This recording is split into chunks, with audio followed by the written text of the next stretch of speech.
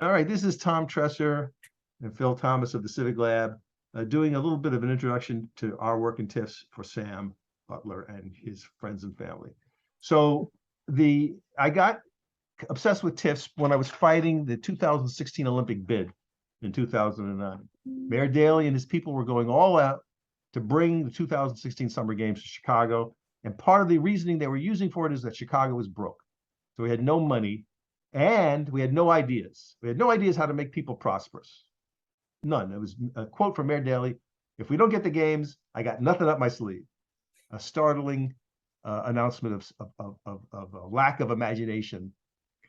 Even though many groups across the city and country were doing all kinds of great things in the community that were doing economic justice and prosperity, but they had no money and no power. But Mayor Daley was saying, the answer to all our problems is we'll get the Olympic Games here 7 years from now. So to counter the argument that the city was broke, a group of us got to hold of all the Chicago's TIF reports, tax increment financing reports from the prior year, 2008. And sitting around a table, basically, we performed this very complex operation of opening up 164 PDFs, which were the annual reports that each TIF district is required to file. And we simply went to the balance sheet and went to the number that said how much money, which is property tax dollars collected from inside the borders of the city of Chicago, how much property tax dollars are sitting in the TIF account of this particular TIF.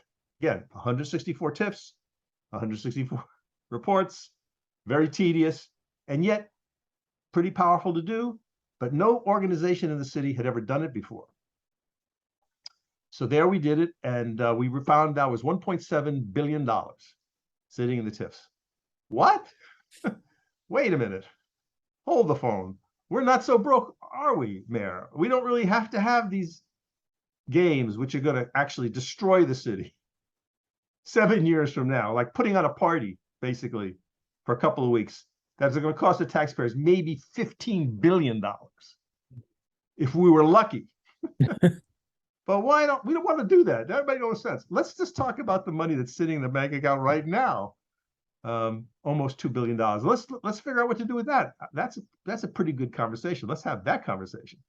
And they hated us for it because it became the lever that destroyed the Olympic bid for Mayor Daley. Now, fascinated by all that, I said, like, man, this is a big deal. And I don't see a lot of reporting. There was one guy, a local reporter named Ben Jaworski, who remains active in reporting to this day. And that was one of his main bugaboos. And he was always reporting, idiosyncratically on bad deals. And he was slowly, like a squeaky wheel, getting the word out. But again, this is a free newspaper. If it had 100,000 circulation at its best day, it would be something, you know what I mean? And again, it was only distributed in certain communities. So a lot of people, I would say a lot of Black and brown people, never saw a copy of the Reader, my guess. But anyway, he was a guy who kind of had his eye on the prize, and I learned from him. So in 2013, we launched the TIF Illumination project. By I say we, I mean a bunch of volunteers. And we used data mining, investigatory reporting, graphic design, and old school organizing with the kind of the vibe of popular education. So when you say people need to know, well, how do they get the knowledge? So they need to know a lot of stuff. Who's going to teach it, and what is the manner of the teaching? And we believe that most people are experts in their own lives, and they know what's going on in their communities, but they don't have this data. They simply don't have this data, right? And they don't have a little construct to help explain how it works. But once we explain it, as I'm going to do in a minute, it's not above anybody's pay grade. We'll put it that way. So what I'm going to show you now and walk you through this little presentation is has evolved, but it's essentially the vibe that we have been doing since our first meeting in the February of 2013. Now we're over 187 public meetings. So Sam, as an organizer, as someone who's in the community, you got to be impressed with the fact that we've been called in the community almost 200 times. I am impressed. Yes. We have no marketing budget. It's not like I have somebody on the phone begging people to bring me to their community, or we got big billboards or whatever. We can't even afford an ad in the penny saver. But as Phil mentioned, when word gets out, willy-nilly, email, flyers, whatever, it slowly catches on. And that's why I think we're now working in 14 cities. So here's the presentation. I'm gonna share my screen. And if you have questions, you can just jump in any time, I guess. Sure. But this is kind of how we roll. Can you see the slide? I do. Okay. So as we say, the Civic Lab is a black-led 501c3 do tank. And we're about this kind of work of research, education, activation. In other words, this is not an academic exercise we're engaged in here. We believe that people need basic knowledge and skills in order to really, so how shall we say this, put the hands on the steering wheel of history, right? Drive the bus of history and not get run over by the bus of history or suck the fumes of the bus as it goes by, And our mantra is something like investigate, fabricate, educate, activate, liberate, repeat. And we published this book, Chicago is Not Broke, Funding the City to Reserve, which is based a little bit on the TIF work, but it has much more than that in it. It has progressive revenue solutions from a bunch of local experts that total up to $5 billion a year. So this goes back to, I think, it's a kind of another big question. Like we put up one question on the bulletin board is, who defines what development looks like? The other question would be, are we broke? I mean, the neoliberal construct of modern urban planning is, based on scarcity and the market and all like that. And we're saying, no, we reject that. And this I think is a big piece of work for our world that I think we need to confront. And the way we did it is by publishing this slim little book. And I think we sold about 4,500 copies so far. That's also very impressive. Yeah. Yeah. And when we can talk more about the book too, if you want. As I mentioned, we get called into the community. These are meetings that we've done. You can see people come out for these meetings. And I'm not doing the marketing. It's the marketing or the outreach or the turnout is done by the sponsor or whoever the host is. And they're all over the city. And sometimes we have Spanish language translators if it's required. But mostly the meetings have been in English. We set up a website called tifreports.com, with a lot of good stuff there that we post. We post a lot of our presentations at SlideShare, and almost 300,000 people have checked them out. And I wish I had $1 for every one. We could we could pay ourselves. Oh my God, what a concept! But I'm just saying, I guess what I'm saying is, without a lot of marketing, with no marketing, this work has caught on and is meaningful. And as I mentioned, people are calling us to do presentations. You see the guy in the blue shirt, that's our president, CEO, Jonathan Peck, longtime organizer, an educator and trainer. Here he's at a presentation on the south side of Chicago with an organization called Southsiders Together Organizing for Power, or STOP. But then we're in Detroit. The people at the Detroit People's Platform. We do, yeah. They brought us, and we worked with them for almost a year, and it's led to some amazing stuff like this. So they have their bulletin, their People's Platform newspaper. So they went into 2 printings, I think 10,000 copies, just a few months ago, that had a lot of work in it about what development looks like in Detroit and what these snarky programs are. So it was their rollout of popular education for TIFs, and it had started in community meetings in the summer and fall when you were having your elections. Yeah. So they were doing some meetings where candidates were asked to respond to this information, like, what do you know about a TIF? Can you tell us about the TIFs of Detroit? And it got a lot of good responses. But they were also mapping the TIFs of Detroit, and we can talk about that as well. Information that had been secret and hard to get. But we work with other cities, and we know that this is catching on all over the place, as Phil mentioned. It often happens that a TIF is announced somewhere in the news. perhaps there's a legislative alert, or the local real estate reporter is reporting on something. And the people in the community that are usually pretty plugged into, education and civics and whatnot are going like, what's a TIF? What's going on here? Can we slow this machine down a bit and just get some basic questions answered? And again, these are people that are very smart and very plugged in, but they're a little bewildered by the velocity and the ferocity and the aggressiveness. They're usually shut out of meetings, thrown out of meetings. People that are normally usually part of any agendas, of community work are not invited to the meetings. And it sends alerts, and they go, wait a minute, something's smelly here. Yeah. And they go to Google, and they Google TIFs, fighting TIFs, and we come up number one every time. And then we get a call or an email saying, can you help us? So that's happening. And MIT agreed with us that TIFs are racist because we were a finalist in their Global Anti-Racist Technology in the US Challenge just this last summer. Oh, cool. So there were 1,800 solutions submitted from 29 countries, and we made it down to the final 7 for our, final cut for our particular challenge. We did not cross the finish line, but it raised a lot of interest inside this sort of, I guess you could say, data liberationists, I suppose would be the way to talk about it. People are using technology for social justice. Anyway, to the point at hand, what are TIFs?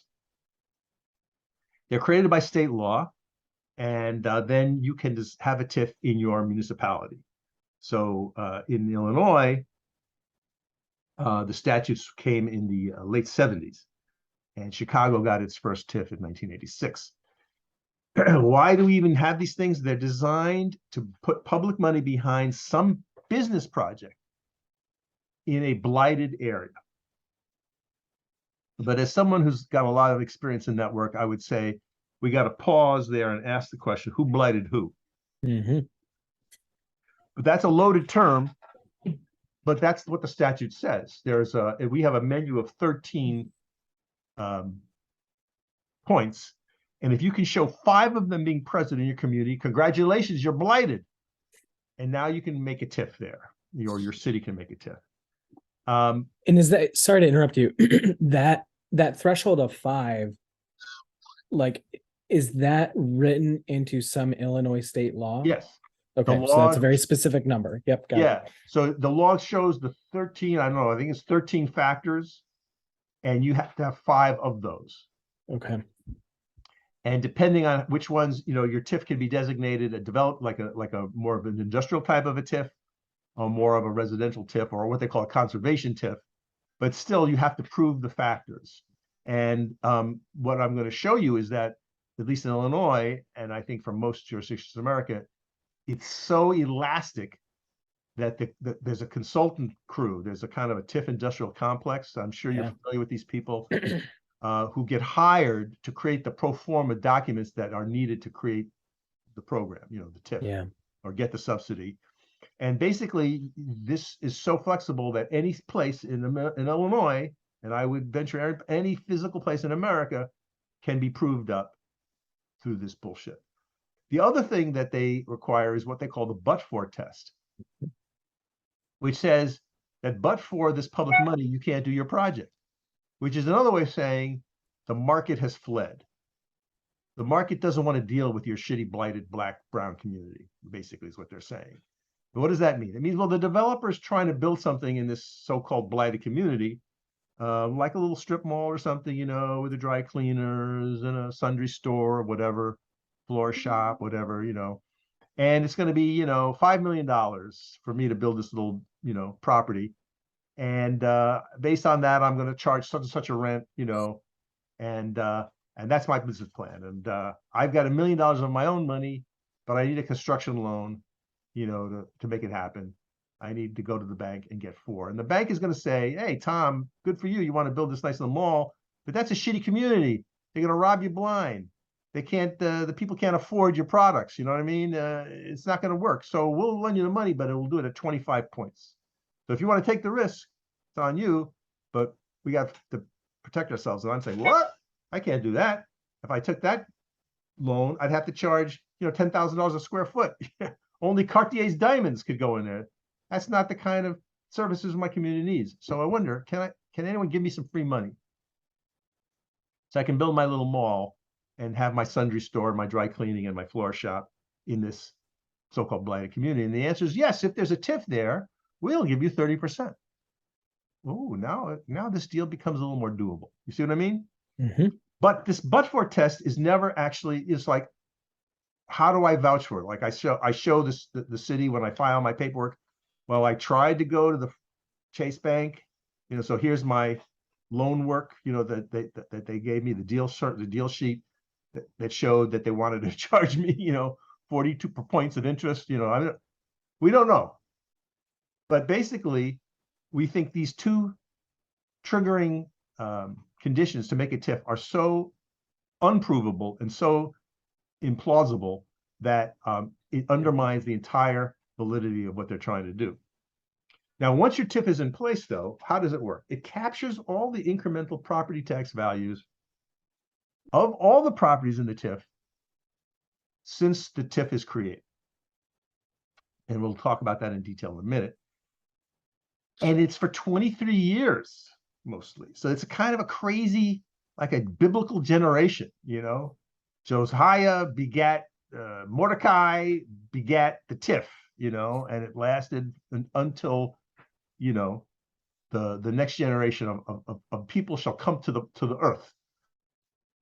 Maybe it made sense 150 years ago when TIFs were created, but that's an artifact in the law in most places, 23 years. And here's the important thing.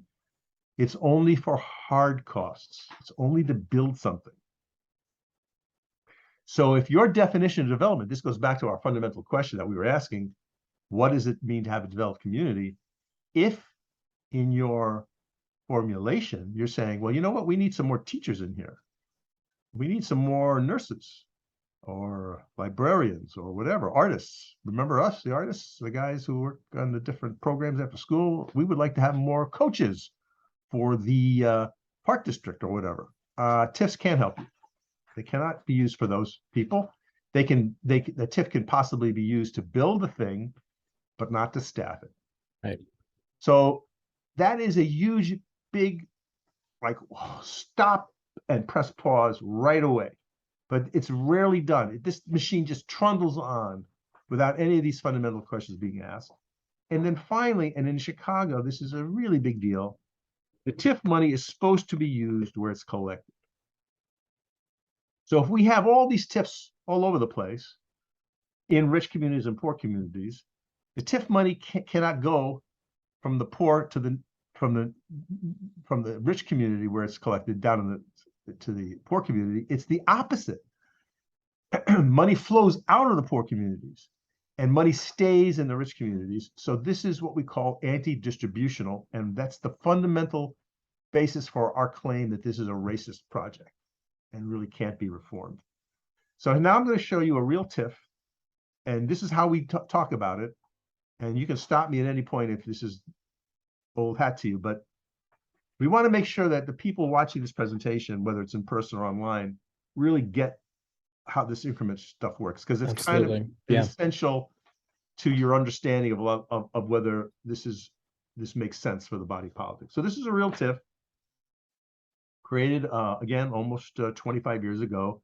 This is this is the West Lawndale part of Chicago, okay, and there's a couple of parks in there. You can see the green, and they created this Midwest TIF. And so what happens is when the TIF district's created, they count up all the properties inside the TIF, whether they're commercial or private property, it doesn't matter. Every single property is counted. And let's just say there's 1,000, for the sake of our little discussion here. And let's say that the property tax that was being generated by all those properties was $1,000. Okay.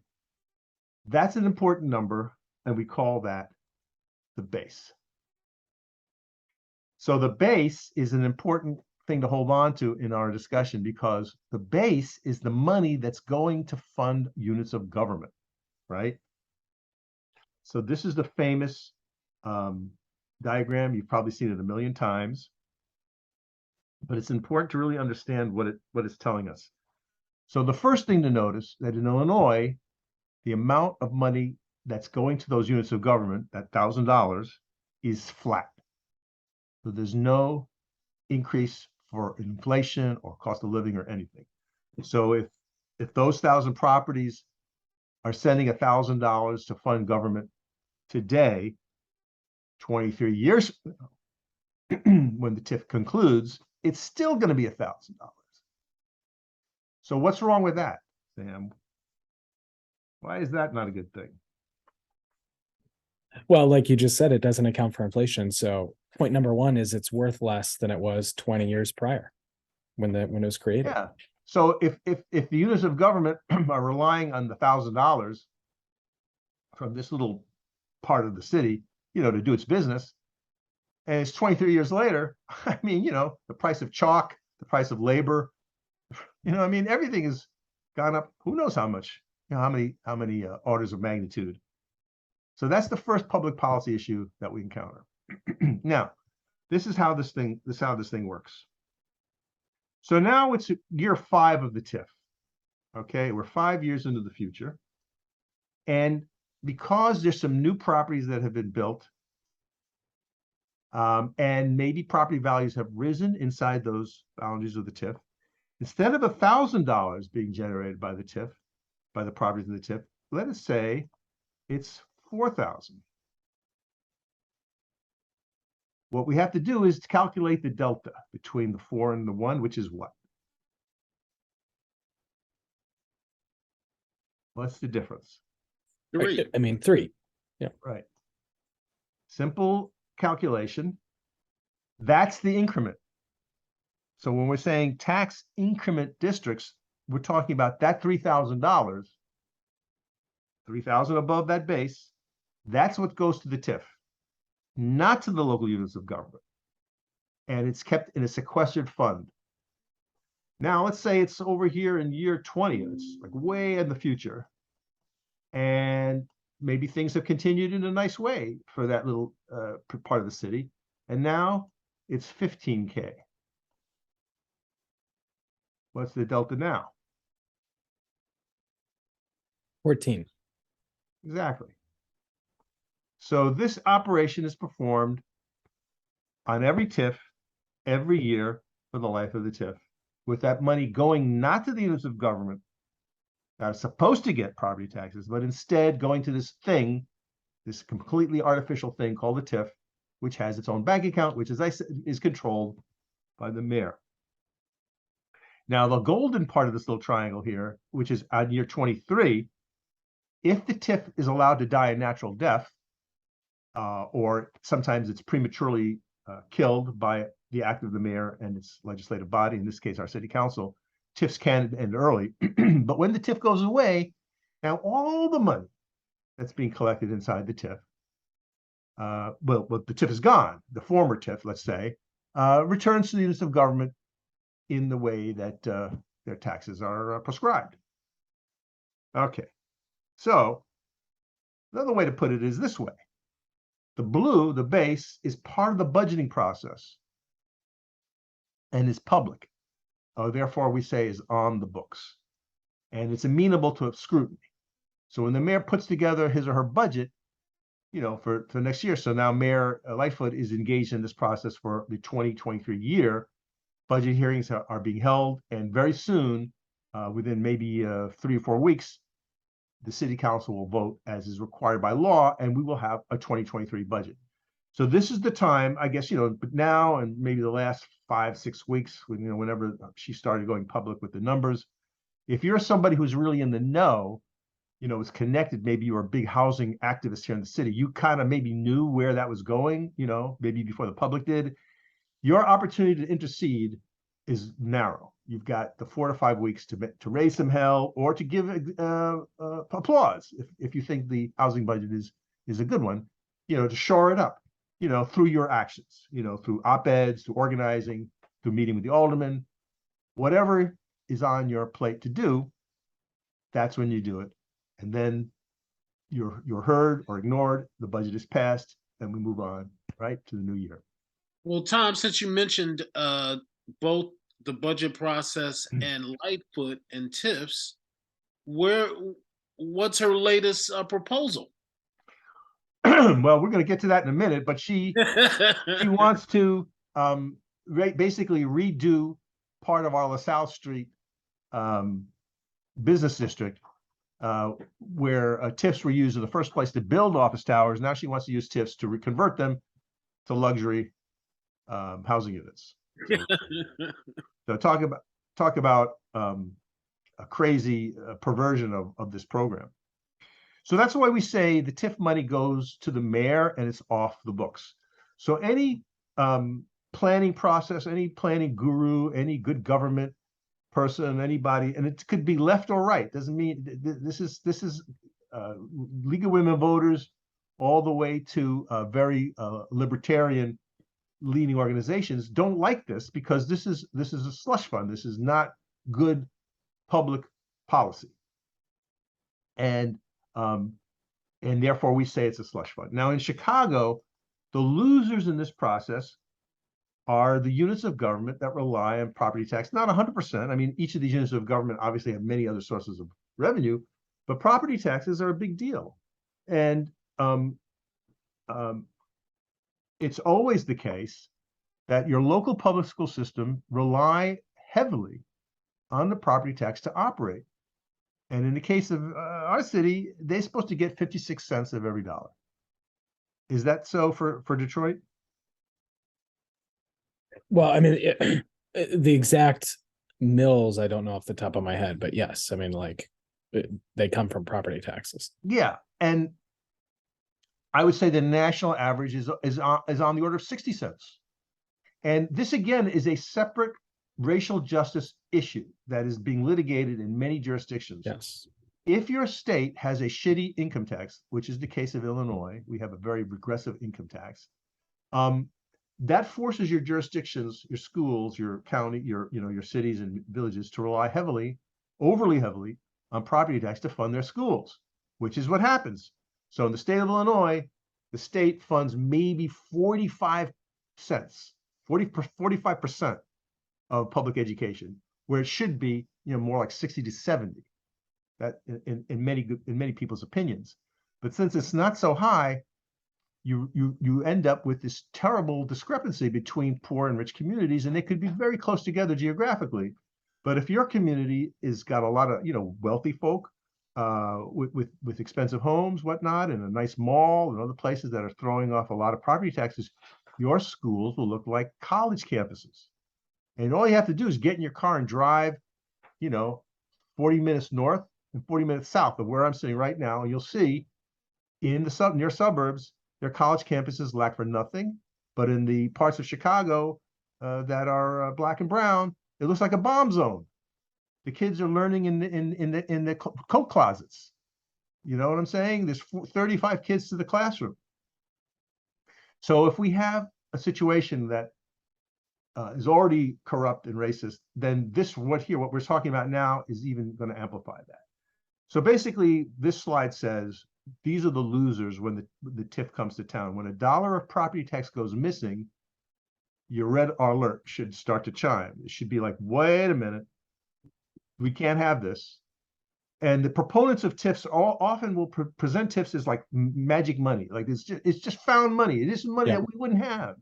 It's the development tool where development pays for itself. It pays for itself. That's often the line you hear. It's like it's like a magic formula, where you conjure up this free money, and we just have to call it out as being just not true.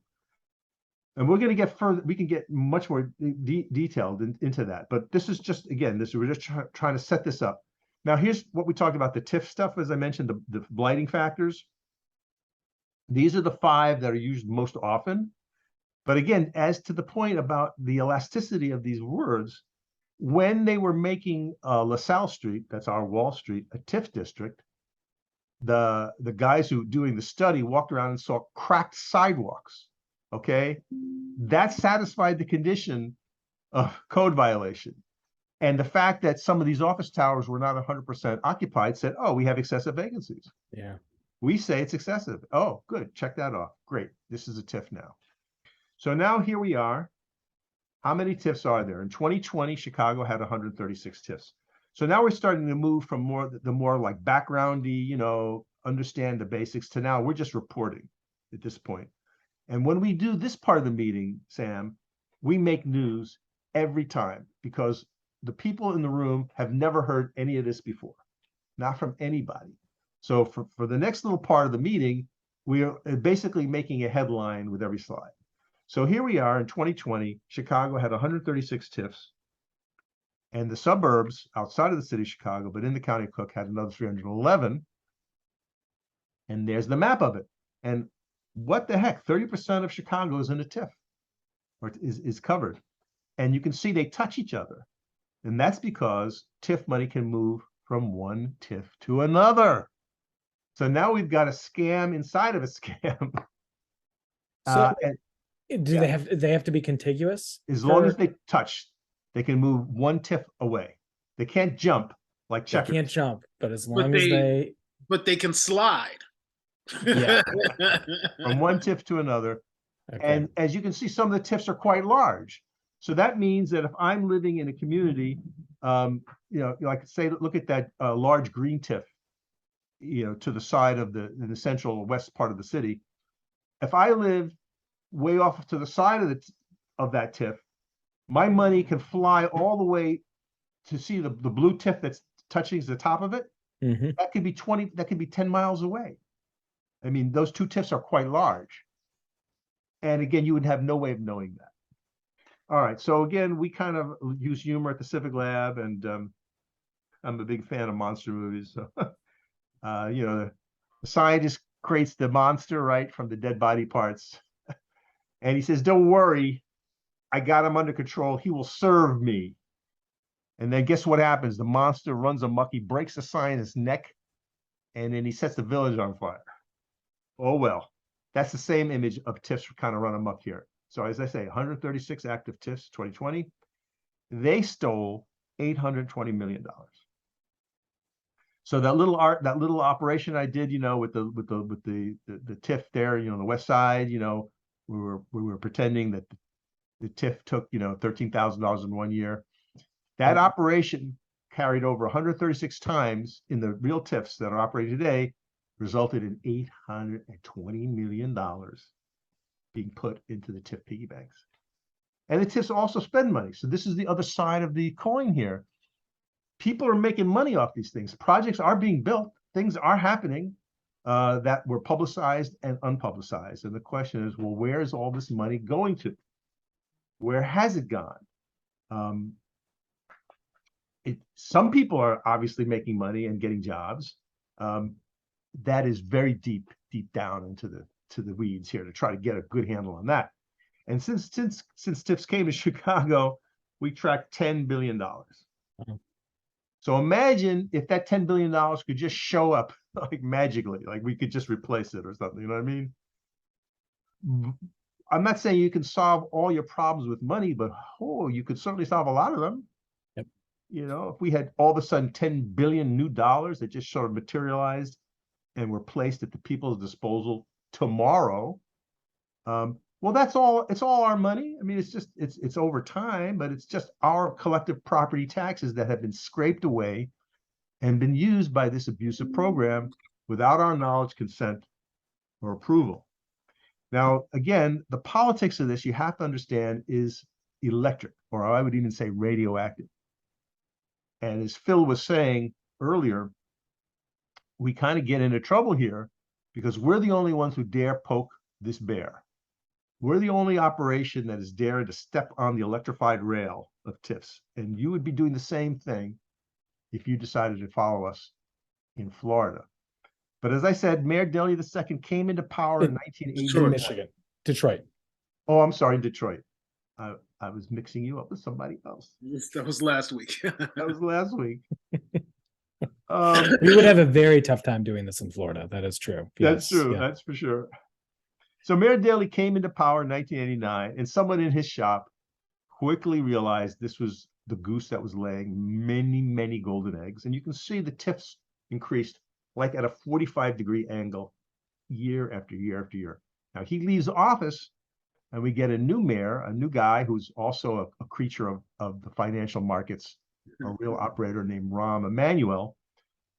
And the number of TIFs go down, but the money that the TIFs are collecting is astronomical, which says that a place like Chicago, even post-recession, there's a lot of money here. There's a lot of prosperity here. At least there's a lot of wealth loaded up in many properties.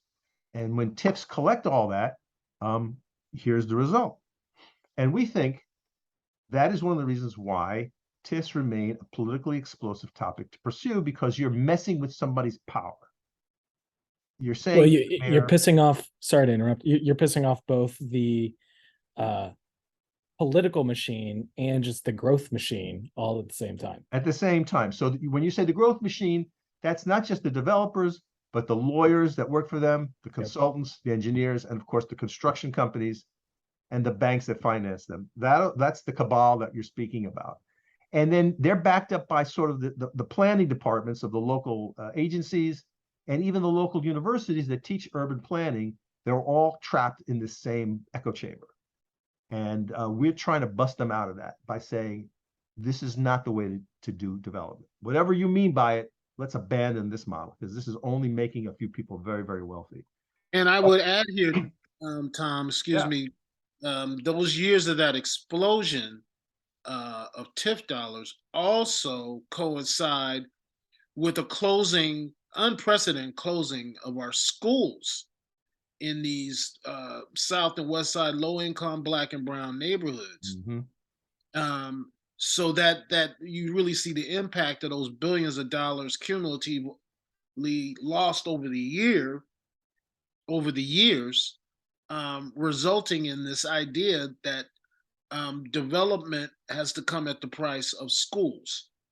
And it's so and that's part of the power of this work, is because when we go in a community and do these presentations, we also show the TIFs of the ward we're in.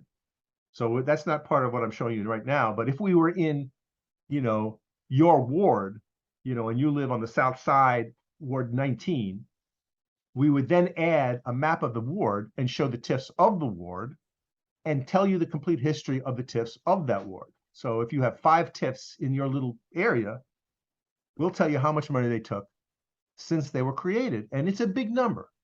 And then what Phil is saying is that people are in the community and say, wait a minute, all that money went missing, but how come they closed my elementary school like 6 blocks from where we're sitting right now? Or how come I have to wait extra 40 minutes for the bus? I have to get up an extra hour, get to work. Or how come they shut the library down? It used to be open all night, whatever. People start asking those questions, and that's great if you're an organizer, because now people are angry and they want answers. Right. But the biggest single thing that we do, and that any TIF work that we would encourage, is this very simple number. If you know how many TIFs there are in your city or your jurisdiction, which is a problem, it's not a given that you can know that, but if you do know that, then the next thing you want to know is, well, how much money did they collect in one year?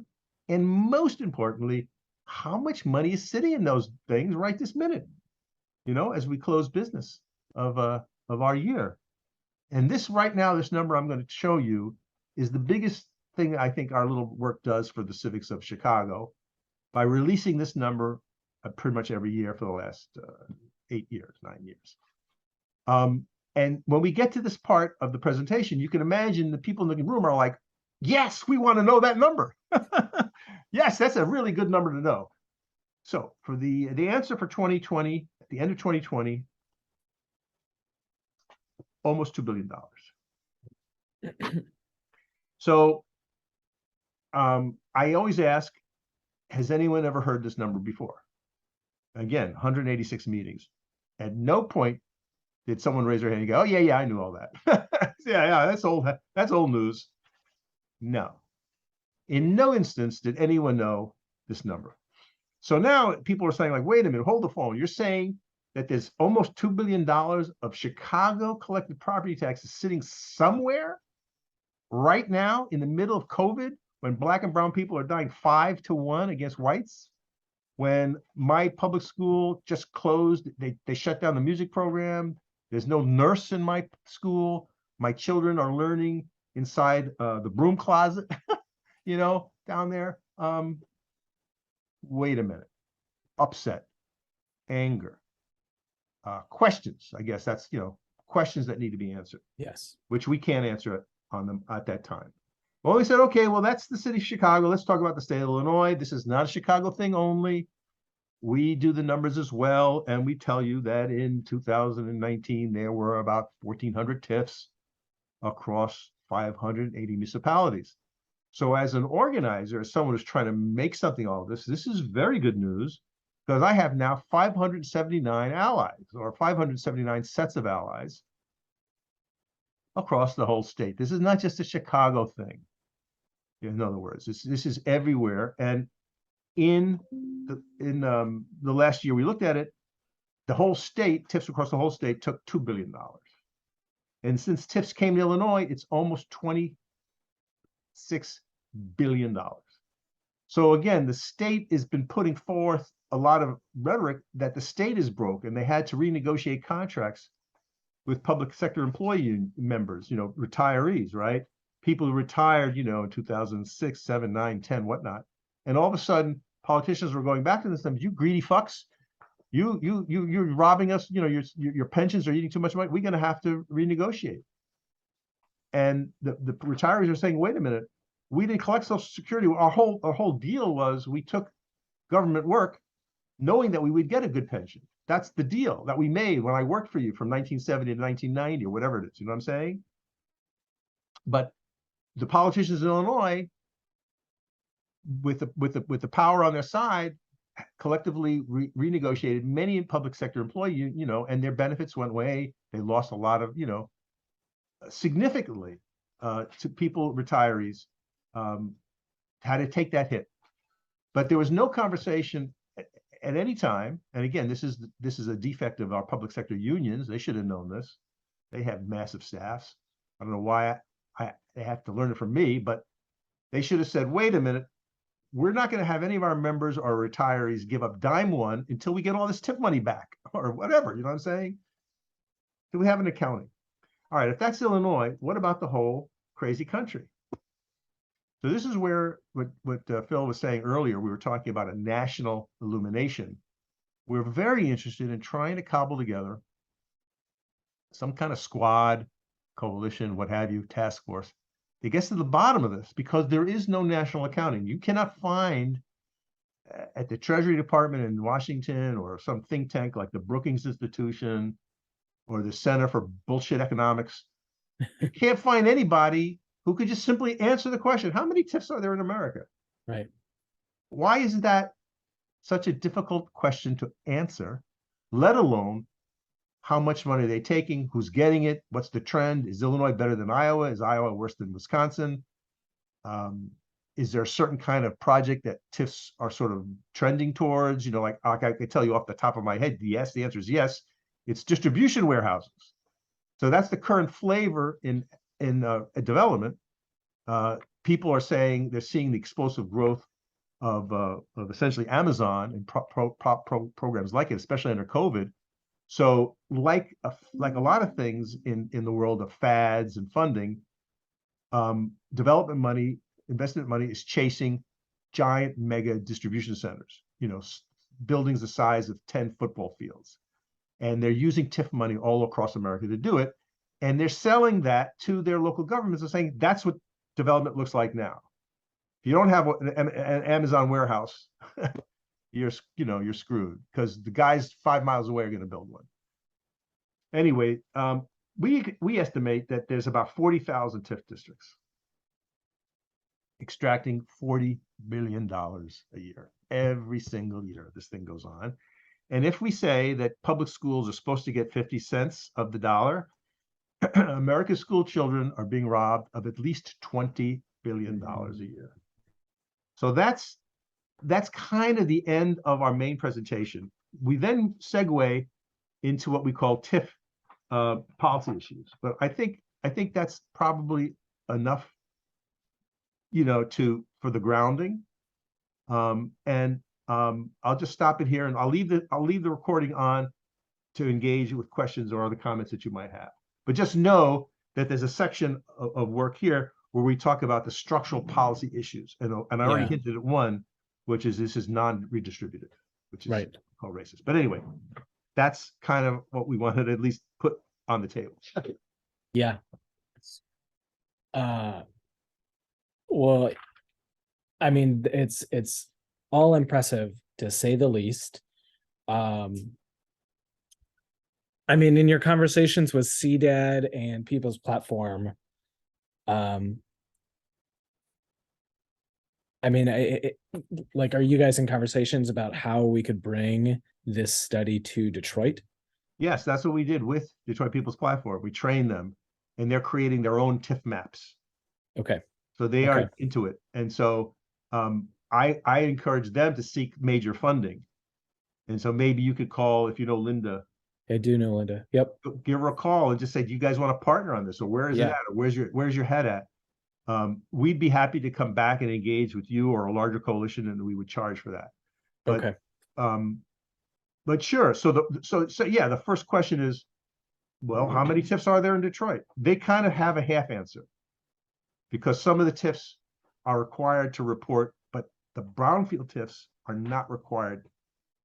So very quickly in this work, you start to realize, wait a minute, there's just some missing pieces. They're just, Yeah. I cannot answer this question. Now that is a great organizing moment. Yeah. Why is this information missing? Who's supposed to collect it? And who can we go knock on their head to demand that this data be collected? Is it the city's Department of the Treasury? Is it the states, whatever, the treasurer's office?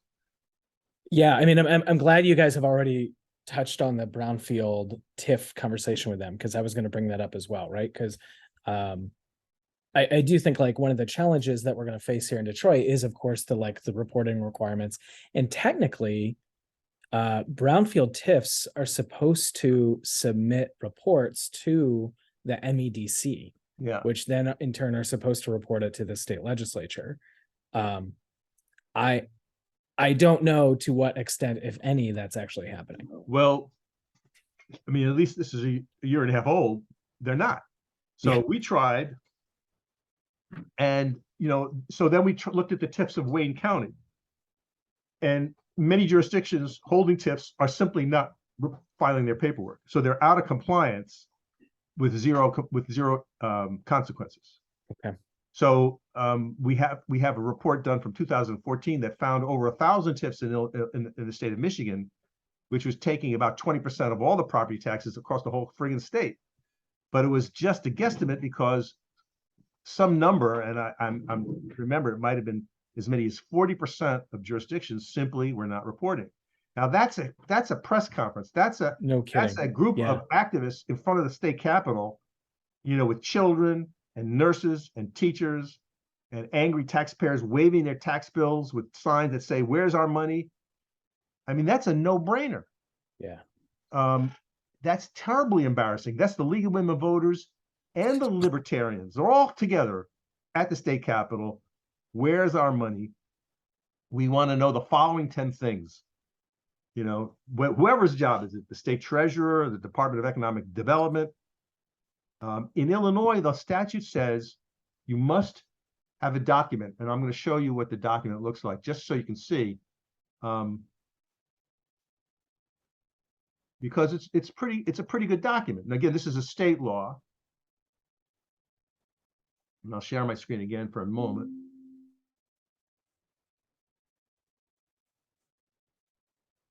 So you can see the document, Susan Mendoza, treasurer. Mm-hmm. So the first thing that's good about it, this is for every city. So this is the format that the city, every city would use. So the first thing it does, it lists all the TIFs of the city. So that's pretty cool. And it shows you when it was created and when it's going to sunset. And so the X is next to the TIF report that we're looking at. So this is the TIF of the 35th and Halstead.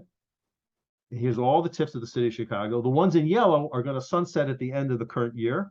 So that's nice. And then the main thing is this balance sheet. And the TIF reports that Michigan, they don't look anything like this. Right. So I would say, again, as a data demand, we need to have the following things mandatory on these reports. So here's what they have. They've got the reporting for the current year. So it's telling you that this TIF sucked out almost $13 million in the current year, but cumulatively it's taken $104 million. What? Since when? Well, we go back to this for little X's. Since 1997. So from 1997 to 2021, 104 million bucks. Now, I'll bet you if you stop someone in the middle of the street in that TIF district and say, "Do you realize what's been going on here?" They're gonna have a coronary. Yeah. Let alone anybody who's any kind of civic, activism. All right, then they tell you transfers from municipal sources. This is money coming into the TIF. So they've been a benefit. Money has flown into this TIF sometime in the past of a total of about 3 mil. Now they spent 16.5 mil in this year, and it transferred out in the year we're looking at about 6 mil to a nearby TIF.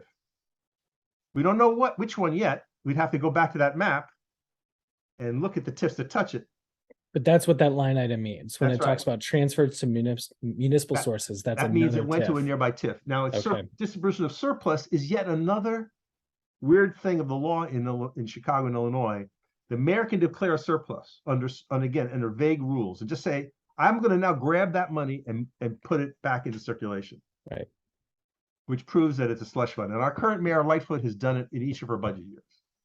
So she did it about 200 mil first year, 300 mil the second year, and now she's gonna let us know soon for 2023. It's probably be the order of $300 to $400 million. She's going back into that TIF. Remember, I said there was 1.9 billion. That's how much was in the total cash. She would go selectively into those accounts and just say, "I'll take 50 million here, 30 million from that guy," So she's done that consistently. And when it happens, that's where it'll show up on this line. If this TIF is touched in 2021, next year's report, you'll see that line with something. And then this crazy line, the famous line down here, the fund balance. How much is sitting in the TIF accounts at the end of 21? And what we're going to do is we're simply, when we do our little dance, we're going to total up that number times all the 136 TIFs. And we'll get the new number for 2021. The 2020 number was 1.9 billion. So then you look a little further and now you see some of the details. So now you're seeing a little bit of the details of where this money went. And in the Illinois law says if anything over $10,000 has to appear on this schedule. But wouldn't you be surprised how many expenses are clocked in at 9.9? So they don't have to show up. Right. Now they have to put the total in here. That they can't get away with, but the details they don't have to show. So we know they spent 180,000 here on staff stuff, 297 on property assembly and so forth. And then here's the construction of public works, 15 mil. Now we're not sure what project that's tied to.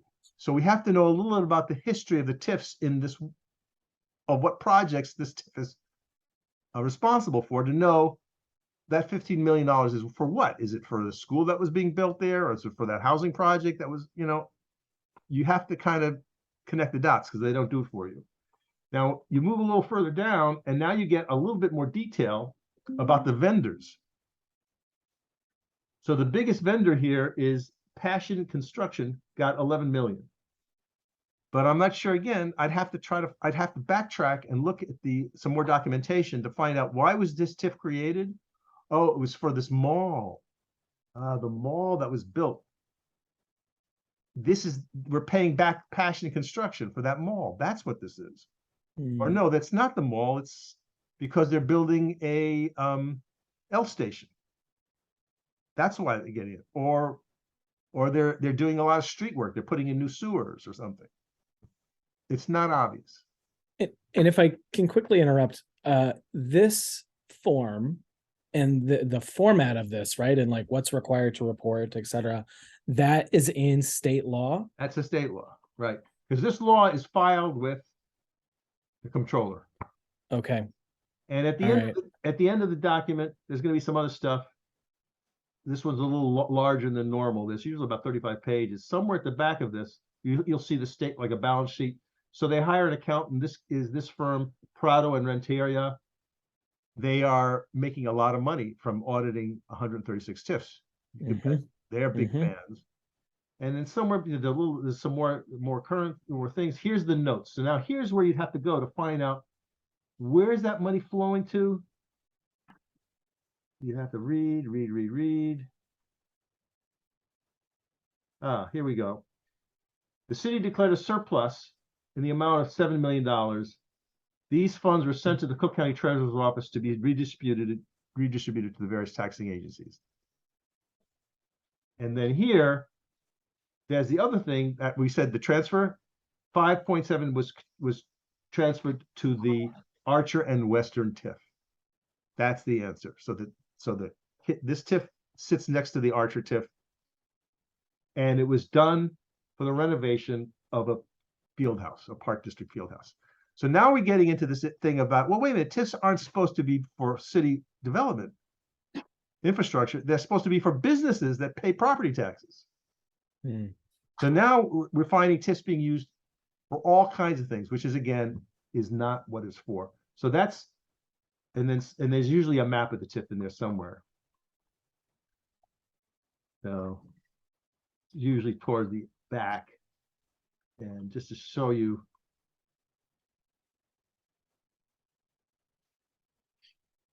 this is all extra documentation. Sometimes you find it in there and you're not sure why it's included. There's a legal description of the TIF, you know, that draws the line, you know, from one place to another. Very wordy.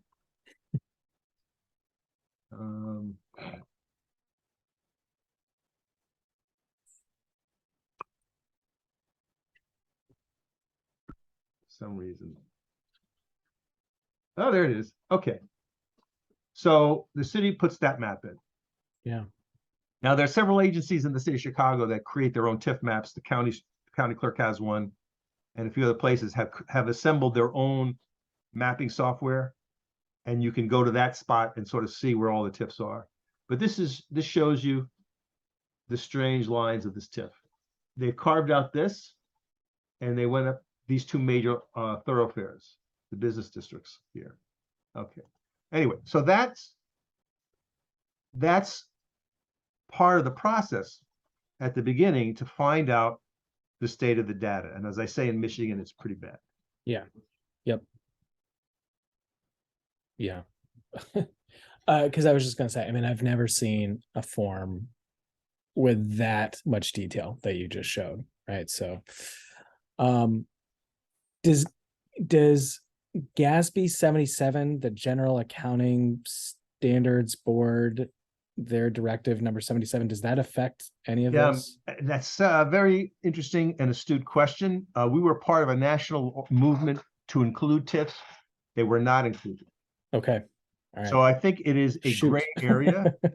And again, it was intensely fought, as you can imagine, by the good government gurus. This was good jobs first. Greg Roy fought this. I know him well. And I think I may be wrong about this, but it was TIFs were not put inside the boundary defense requirements of the 7 GAF of this rule. Okay. They may have. I'm not sure. Well, even then, I mean, because I know D4, we had looked into this previously, just trying to get a handle on where are all of the city's tax break subsidies going, right? And so we were excited about some of the GASB 77 like implications.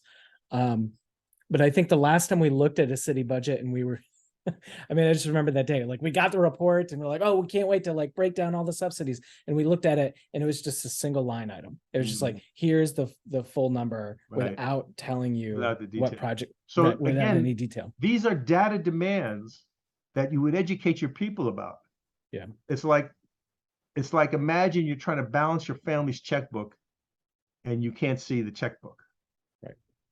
and you're it's like the father doesn't show the mother the checkbook. It's like, they're going to come to blows. I can't do my job and balance my checkbook and manage my household finances if I can't see all the details. Why are you withholding the details from me? Again, it's our money. And so you use the word transparency, and I'll say this about when I hear that word in this scope of work, it often means seeing grainy security footage of a gas station robbery 2 weeks after the crime. Right. So you see a guy with a gun, you can't see his face. You see the guy like, and he takes the money out of the cash register. You see the money leaving the premises, and maybe you can see footprints in the snow before the snow dissolves. Right. But you don't know where the money is, and you can't stop the next robbery. But I'm glad to show you the documentation of this robbery. Yeah. So to your point, transparency is one thing, but it's the more important step is preventing the crime in the future. Yeah, and don't let people fool you by saying we're going to put a data dashboard. I mean, you can look at Chicago's data dashboard, and I've talked about this with many journalists and activists to try to get them to duplicate our work by going to the city's dashboard, which is a Socrata data feed of 5,000 rows and 30 columns. So you would go there and see everything of all these TIFs, but try to make any sense out of it. And by the way, and again, this is very telling, the way you can manipulate the data on this massive dashboard is it doesn't let you do it by wards, which is the political unit of government here. So having some dashboard somewhere where they basically feed, hundreds and hundreds of lines of data, is a bogus thing. We have to train ourselves to get the data and then figure out what we want to do with it and what stories we want it to tell. So the making of the maps. So you'll see, if you talk to Theo Pride, he's their map maker. So that means that somebody has to learn GIS map making, which is excellent community work. I mean, I think that's a grant. You could get a grant and get someone to give you 15 licenses or whatever it is, and then have a training session and go to your local college of graphics or local college of geography or local college of policy and say, we want to train 15 neighbors to be GIS art graphic scholars. And we're going to graph the following information. We want to know TIFs, we want to know school districts, we want to know whatever. Right. And we'll sort it out. We'll tell you what we want to do with the data, but we want to train ourselves to get the data and make it talk to us, make it sing to us, and tell us the stories that are being hidden from us. Yeah. It's our money. I mean, that's my T-shirt. I'll put that over the fireplace, man. It's our money. Stop playing with it. And what is the argument? And so this is again, this is an organizer thinking. What's the argument against it? No, we're not going to show you where your money is. Go fuck yourself. You're too stupid. You can't handle the truth. This is too complex for community people to understand. You can't handle where all this money goes. We got a whole department of people hiding it from you, Yeah. Right. So it's very embarrassing, for community people.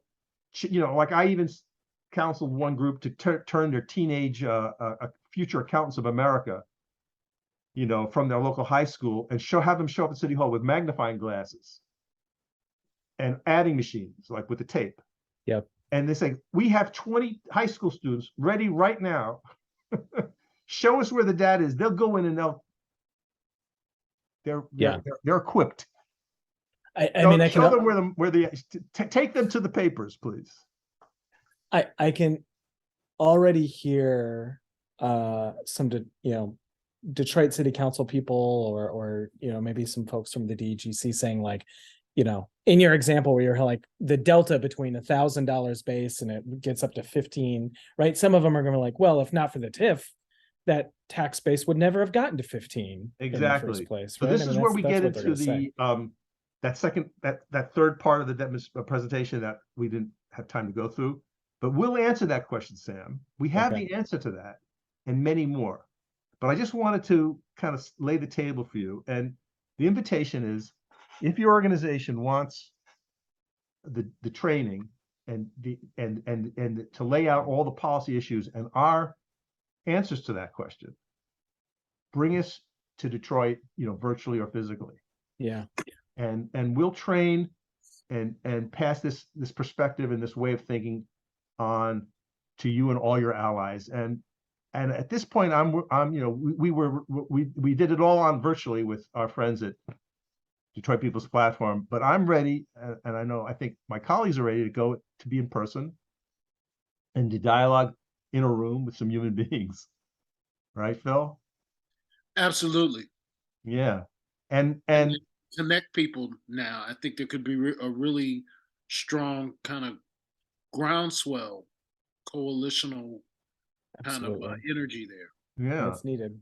and we'd needed. like to, and if you do that, we would then introduce you to our other friends in Paducah, Kentucky, Oklahoma, Louisville, south suburbs of Chicago, on and on and on.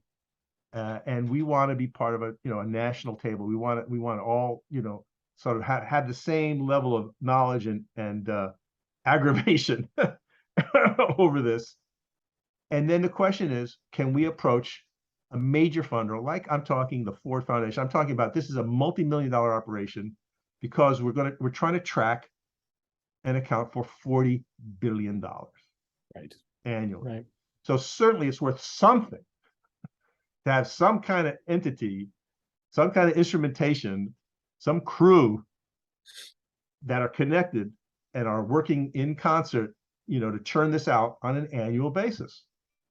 Because it just keeps going, it keeps trundling. And whether the group mind now wants to abolish TIFs, and now that's a separate track, right? And there's legislation, or just wants to monitor it and embarrass this, we don't have the answer. We just know that in Chicago, the Civic Lab is for abolition. You may not be there. Detroit People's Platform may not be there, but that's later. As more people share the data and see, I think, what we have seen, you'll come to that conclusion. But yeah, that's another conversation. I'm just saying, we got to know the basics, really. got it. Okay. Cool. Well, no, I mean, we're interested. I mean, I think this is a space that is directly aligned with our mission. It fits in with, both our previous work and, work that we want to do in the future. So I'll talk to Linda, sort of like better understand where her head is at around this. I'll talk to Madhavi at CDAD, right? If CDAD was the one that helped brought you in, and yeah. Okay. I mean, I hope well, let's leave it at that for now. Okay. Why don't I call you in about a month? Okay. See That sounds where you're good. at. We'll do another Zoom. We'll all get back together again. We'll share any news with you about how we're going. We just got a $10,000 grant, by the way, Congrats. to do a TIF Illumination of Illinois. Whole state. So I'm going to work with some of our allies and people that have kind of come into our tent, and we're going to sort of take 2 weeks. It'll be like a full-time job, really, 2 weeks for some small crew of people. And we're going to crawl through every one of those 1,500 TIF reports. And you can imagine the spreadsheet. It'd be like 5 stories tall, but that's what we're going to build. Yeah. And at the bottom of the spreadsheet is going to be some pretty big ass numbers. And when we publish that, that's going to be news again. Now, whether anybody's going to report on it is a separate matter, because we have a special love-hate affair with the press. The press does not really cover our work, I'd have to say, but that's another matter. But when we get to that point and we release this press release in whatever it is, December, whatever, that will be the first time that a human being with an average intelligence can pick up a document and read in 5 minutes, what the F, I never knew that. Right. And I think we'll be pretty proud of ourselves. We'll give ourselves a big pat on the back. All right. Yeah, because I think, a bunch of people should be picking it up and be like, what the fuck? How much money? Yeah, exactly. Exactly. So, all right, my brother. Thank you so much. Thank you for staying with us. And like I say, you have any questions, just shoot me an email. We'll be happy to respond, and then we'll circle back in about a month or so. All right, that sounds good. All Great right. Okay. talking to you, Sam. Thanks, Thanks, Sam. Tom. Thanks, Philip. Appreciate it. Bye.